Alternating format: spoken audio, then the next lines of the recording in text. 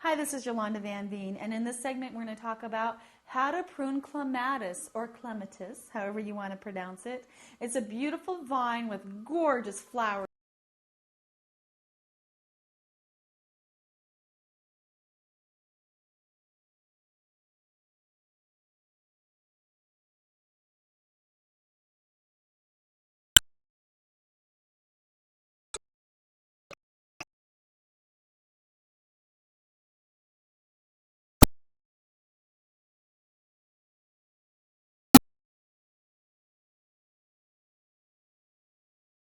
So to get this new wood, you have to cut back after flowering in late fall or early spring as the buds swell, and cut to within 6 to 12 inches of the ground, or to 2 to 3 buds for the first 2 or 3 years.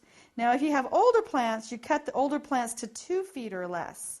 So a good rule of thumb is never cut your clematis more than 1/3 at one time. So you can always trim it a little bit and then a little bit more later in the season. But any way that you trim it, it is sure to grow beautiful the next year.